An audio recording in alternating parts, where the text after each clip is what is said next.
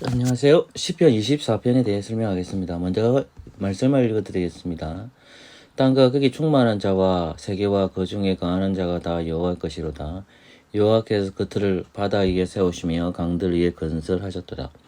여호와의 산에 오를 자 누구며 그 거룩한 곳에 설 자가 누군고 그 손이 깨끗하여 마음이 청결하며 뜻을 허탄한 데 두지 아니하며 거짓 맹세치 아니하는 자로다.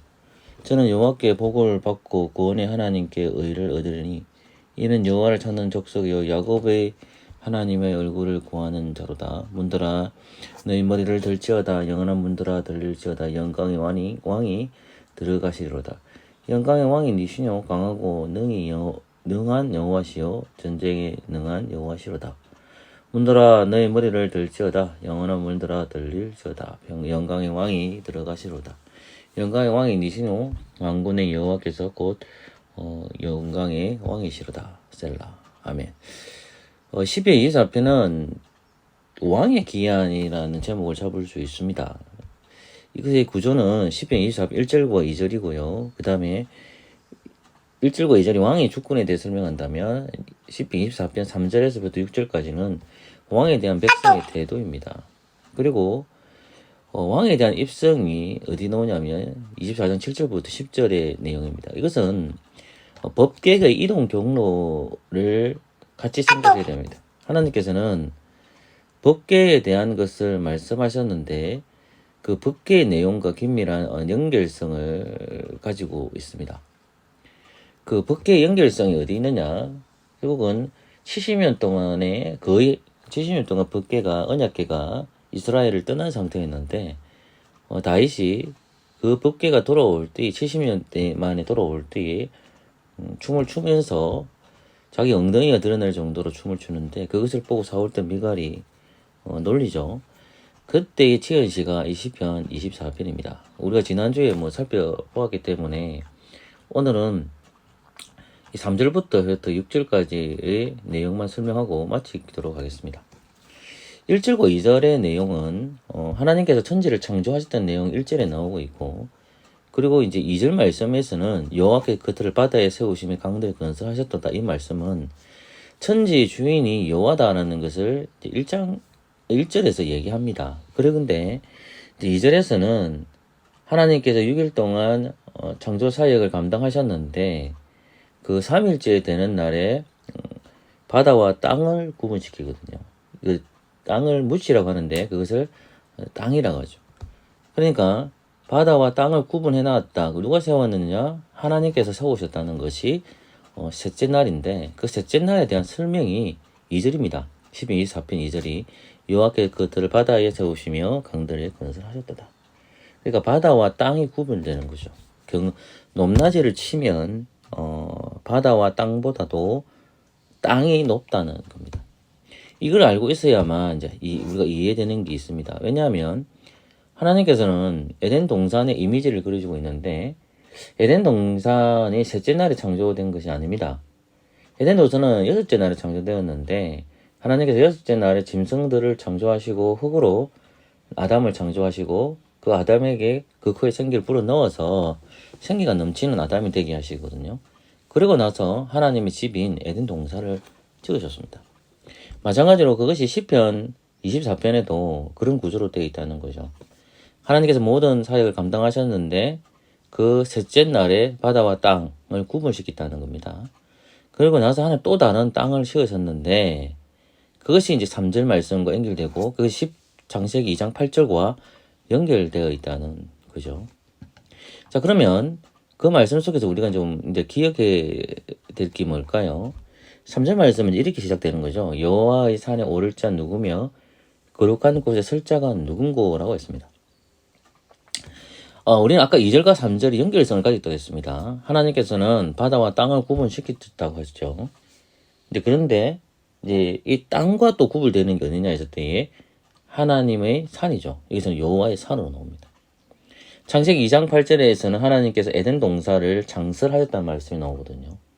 그러니까 모든 바다와 땅보다도 바다보다도 높은 것이 땅이고 강보다도 높은 것이 땅인데 이 땅보다 더 높은 것이 에덴 동산이죠.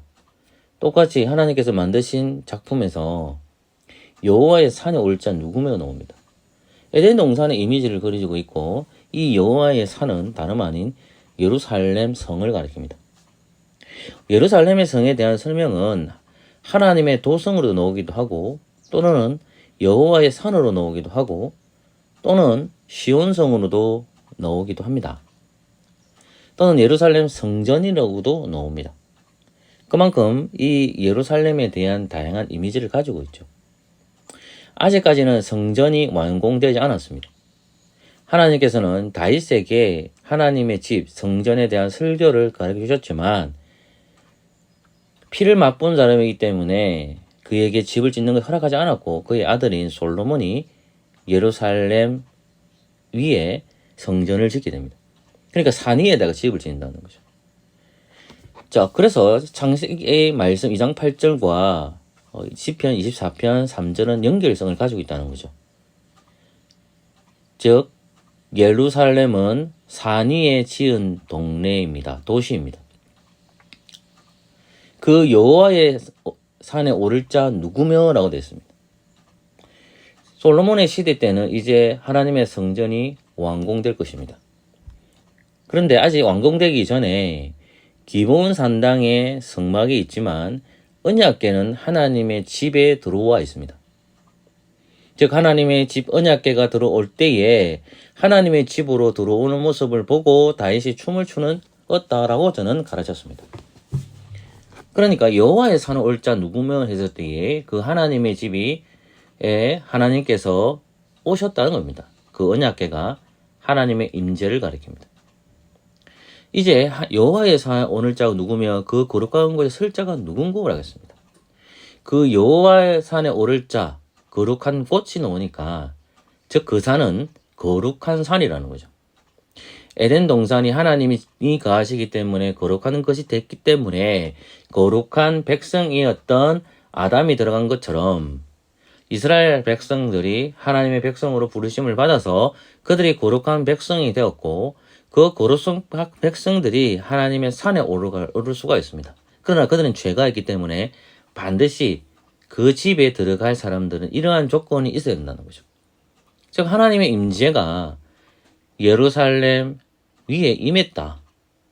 그래서 4절과 5절과 6절에서 이런 자만이 하나님의 집에 들어갈 수 있다라고 얘기합니다. 특히 4절 말씀에서 그 여호와의 산, 거룩한 하나님의 동산에 올라갈 수 있는 자가 4절에서 나옵니다. 그것은 손이 깨끗한 자이고 마음이 청결한 자이고 그리고 뜻을 허탄한 데 두지 아니한 자이고 거짓 맹세하지 않은 자입니다. 네 종류의 인간이 나옵니다. 자, 그러면 반대로 얘기하면 손이 더럽거나 마음이 청결하지 못하거나 뜻을 허탄한 데 두거나 거짓 맹세하는 자는 이 여호와의 산 거룩한 하나님의 동산 예루살렘으로 올라갈 수 없다는 거죠. 궁극적으로 예루살렘 올라갈 수 없다는 그 말은 하나님의 집이시고 언약궤가 있는 그 하나님으로 다가갈 수 없다는 말씀입니다. 자, 그러면 이 말씀에서 우리가 깨달아야 될 게 뭘까요? 그것은 쉽게 생각해 봅시다. 하나님께서는 누가 손이 깨끗하지 못하고 마음이 청결하지 못하고 뜻을 허탄 데 두고 거짓 맹세하는 자를 봅니까? 즉 하나님과의 관계성입니다. 자, 하나님께서는 그 관계성에서 그들을 시험하시는데 하나님은 다윗을 왕으로 세우셨습니다. 다윗은 이 시편 24편 4절에서 손이 깨끗하지 못하는 자는 무슨 말이냐면 하나님을 향해 있지만은 다윗을 향해서 대적이 될 때를 가리킵니다. 이 손이라는 것은 행동과 연결됩니다. 손이 깨끗하지 못했다는 것은 부정한 것과 연결됩니다. 하나님께서는 다윗을 왕으로 세우셨는데 다윗을 인정하지 않는 압살롬과 그의 무리 그리고 반역을 일으키는 자들은 다윗을 대적함으로 손이 깨끗하지 못한 자입니다. 더불어서 그들은 마음이 청결하지 못하고 뜻을 허탈한 데 줍니다. 그리고 하나님 앞에 나와서 거짓 맹세합니다. 그들은 하나님을 섬긴다고 합니다. 그런데 허탈한 데 두고 거짓 맹세하고 마음이 청결하지 못하고 손이 깨끗하지 못합니다. 즉 하나님을 대적하는 모습이 다윗을 대적하는 모습을 통해서 나타나는 것입니다.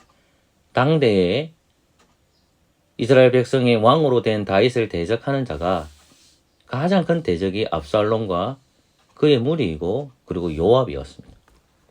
그들이 하나님을 대적하였고 이스라엘 왕 다윗을 대적했기 때문에 그들은 하나님의 집 여호와의 산에 거룩한 곳에 올라갈 수가 없습니다. 하나님 그들을 멸하시기 때문입니다. 그렇다면 역으로 생각하면 손이 깨끗하고 청결하며 허들하는 데 두지 아니하며 거짓 맹세하지 않은 자는 하나님 앞에 그의 모든 마음과 정성이 눈을 하나님께 향하고 있으며 하나님의 뜻을 알기 때문에 그들은 그들의 행동으로 다윗을 대적하지 않습니다. 그들의 마음으로 다윗을 대적하지 않습니다. 그리고 다윗에게 그리고 그들은 허탄한 데 두지 아니하며 또한 하나님 앞에 거짓 맹세하지 아니하고 오직 다윗에게 마음을 두고 다윗에게 하나님의 맹세를 한다는 사실을 우리 쉽게 이 본문을 통해서 확인할 수 있다는 겁니다. 자, 그러면 이 말씀이 결국은 하나님의 집, 하나님의 언약궤가 예루살렘 산 위에 있는데 다윗성이라는 선, 하나님의 산에 예루살렘이 세워졌는데 거기서 하나님이 임재하셨기 때문에 이런 자만이 들어갈 수 있다는 것을 얘기하고 있죠. 우리는 이 말씀에서 또 확인하는 것은 그 여호와의 산에 오를 자가 누구냐 하셨을 때 결국은 예수님께서는 이 말씀을 누구에게 연결시킵니까? 우리는 누가복음 18장 말씀을 잘 기억하고 있습니다. 누가복음 18장 말씀은 누구에 대한 이야기가 나올까요? 많은 이야기가 나오고 있지만 특별히 우리는 9절부터 14절 내용을 살펴봐야 합니다. 9절부터 14절 말씀을 보시면 오늘 시편 24편에 누가 악인이고 누가 의인인지를 구분합니다. 악인들은 손이 더럽고 마음이 청결하지 못하며 허탈한 데 두고 거짓 맹세하는 자입니다. 의인은 손이 깨끗한 자들이고 마음이 청결하고 허탈한 데 뜻을 두지 않고 거짓 맹세하는 자가 의인이 됩니다.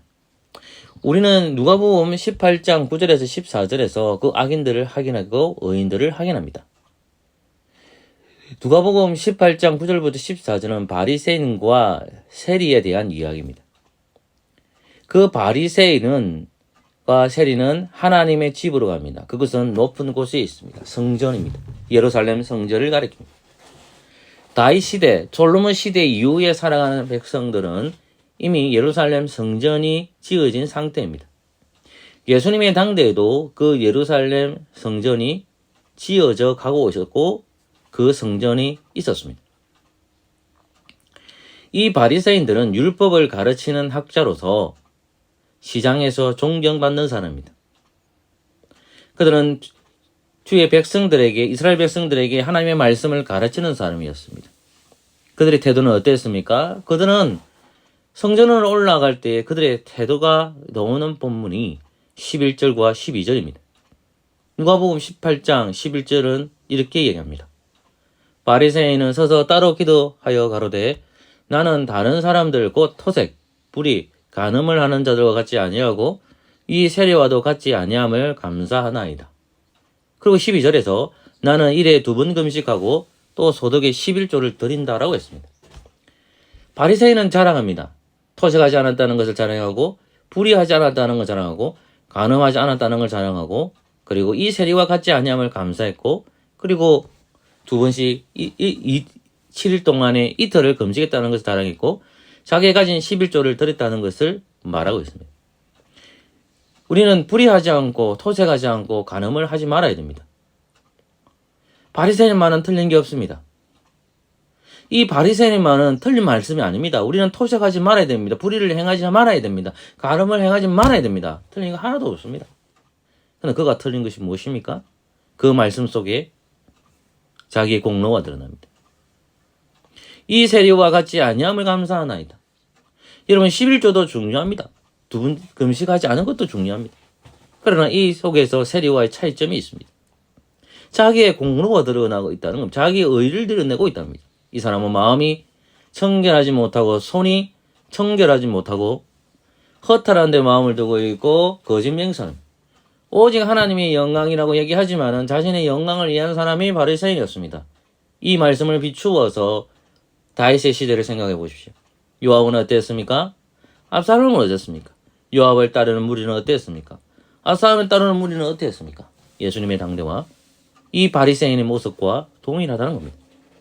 근데 세리를 보십시오. 13절 말씀을 보면 세리는 멀리 서서 감히 눈을 들어 하늘을 우러러보지 못하고 다만 가슴을 지며 가로되 하나님이여 불쌍히 여기옵소서 나는 죄인으로서다라고 되어 있습니다. 어떤 공로도 드러나지 않습니다. 당당하게 바리새인은 저 예루살렘 성정 산 위에 세워진 도시 예루살렘 성정 하나님이 계신 곳으로 갈 때 그는 당당히 걸어갔습니다. 그러나 세리는 달랐습니다. 멀리서부터 그는 감히 눈을 들어 하늘을 우러보지 못했다는 것입니다. 그 하늘에 누가 계십니까? 하나님이 계십니다. 하나님이 집에 계십니다. 하나님이 예루살렘 성전에 계시기 때문에 그가 고백한 것이 무엇입니까? 가슴을 치며 외칩니다. 하나님이여 불쌍히 여기옵소서. 나는 죄인입니다. 여러분, 예수님께서 제자들과 함께 가셨을 때에 그 베드로를 부르는 장면이 있습니다. 그 베드로를 부르는 장면에서 베드로가 물고기 한 마리를 잡지도 못합니다. 그래서 예수님께서 저쪽에 가서 던져보라 했을 때 찢어질 만큼 많은 고기를 낚게 됩니다. 그리고 나서 베드로는 예수님에게 다가와서 이렇게 얘기합니다. 나는 죄인입니다. 예수님이 이 땅에 오신 것이 뭡니까? 예수님이 이 땅에 사신 것이 33년의 인생을 살아가셨고 공생의 3년의 기간 동안에 그가 가르친 주의 백성들에게 언약의 백성들에게 가르친 것이 무엇입니까? 그것은 로마로부터 해방을 주장한 것이 아닙니다. 예수님은 단 한 번도 로마로부터 해방을 주장한 적 단 한 번도 없습니다. 예수님이 주장하신 것은 죄로부터 해방입니다. 예수님의 말씀과 말씀의 이적과를 통해서 그들에게 요구하는 것이 뭘까요? 말씀을 들으면서 이적을 행하면서 그들에게 요구하신 것은 나는 죄인이라는 것입니다. 이 세리의 고백을 들어보십시오. 세리는 당당히 하나님이 계신 집으로 나아갈 때에 그 하늘을 보지 못합니다. 자기의 죄성이 드러납니다. 하나님 곁으로 다가가면 다가갈수록 가슴이 떨립니다. 그리고 가슴을 칩니다. 너무나도 힘듭니다. 그리고 그는 고백합니다. 나는 죄인입니다. 여러분, 세리는 시편 24편을 말씀할 때에 손이 깨끗하고 마음이 청결하고 허탄한 데 마음을 두지 아니하고 거짓 맹세하지 않는 자입니다. 그런 하나님 앞에서 그리스도 앞에서 하나님의 집에서 자신의 죄인임을 고백합니다. 사랑하는 성도 여러분, 이런 사람들에게 주어지는 복이 무엇입니까? 그것은 시편 24편 4절과 5절로 이어집니다. 그것은 의로운 자가 된다는 말입니다. 구원과 의를 같이 봅니다. 구원받는 것과 의롭게 되는 것을 같이 연기시킵니다. 누가 구원을 하십니까? 삼위일체 하나님께서 구원하십니다. 하나님께서 그 구원을 이루신다는 겁니다. 마음이 청결하고 손이 깨끗하고 허탄한 데 두지 아니하고 거짓 맹세하지 않는 사람, 하나님 앞에 나는 죄인입니다 고백하는 그 사람들이 주어지는 것이 무엇입니까? 재산의 복도 아닙니다. 명예의 복도 아닙니다. 무엇입니까? 죄사함입니다. 구원받는다는 것입니다. 천국 간다는 말씀. 그 말씀을 하고 있습니다. 사랑하는 성도 여러분. 그리고 또 주어지는 것이 하나님의 얼굴을 볼 것이라고 했습니다. 이 시간에 우리는 시편 24편의 말씀을 3절, 4절, 5절 말씀을 들었습니다. 우리는 다음 주에 또 6절 말씀을 이어서 할 것입니다. 기억합시다. 하나님 왕의 기한으로서 그 다윗은 벌거벗으면서 자기의 죄성을 고백하고 하나님을 찬송했습니다. 이제 다윗은 막 얘기합니다. 하나님의 집에 오를 자가 누구냐? 여호와의 산 거룩한 동산 에덴의 동산으로 새 에덴의 동산으로 오를 자가 누구냐? 하나님이 계신 그곳에 오를 자가 누구냐? 손이 깨끗한 자이다. 마음이 청결한 자이다. 허탈한 데 마음을 두지 않는다. 거짓 맹세하지 않는 자입니다. 사랑하는 성도 여러분, 오늘 말씀에서 우리는 확인합니다. 우리가 그리스도 앞에서 성령님을 통해서 나는 죄인입니다 고백하는 사람은 하나님의 집, 이 성전, 그리스도라는 성전 안에 거하는 거룩한 백성이라고 믿는 저와 여러분 되시기를 소망합니다.